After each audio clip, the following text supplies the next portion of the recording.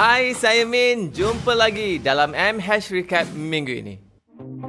Top 5. Ifah Raziah berpeluk dengan Hisham Hamid.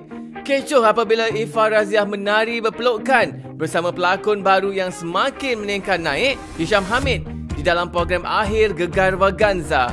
Menurut Ifah, dia hanya berlakon dan menari atas nama kerja secara profesional dan bukan niat lain. Top 4. Hairul Azrin lamar Hanis Zalika. Satu lagi sejarah telah tercipta apabila pelakon Hairul Azrin telah melamar Hanis Zalika di atas pentas akhir Gegar Vaganza. Ada yang memuji tindakan berani Hairul itu, namun ada juga yang mengeji kerana mengganggu fokus program. Top 3. Zizan dan Emma kembali bercinta. Selepas sehari dilaporkan putus cinta, keesokan harinya Zizan Razak dan Emma Mak Embong dikatakan telah menjalinkan semula hubungan cinta mereka. Apakah yang mereka cuba lakukan? Ada yang mendakwa mereka main-main atau mencari publicity murahan.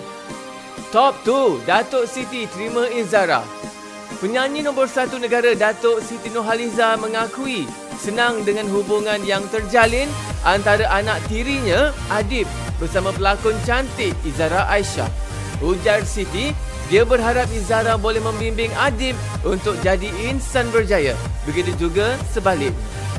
Top 1. Awi Rozana, sijil nikah palsu. Hangat minggu ini dengan kisah Awi dan Rozana yang masih berlarutan kes mahkamah mereka.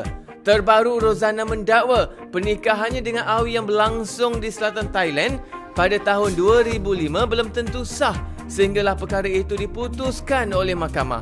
Ini kerana sijil nikah mereka diragui palsu. Itu sahaja M-Hash Recap minggu ini. Jumpa lagi minggu hadapan. Bye!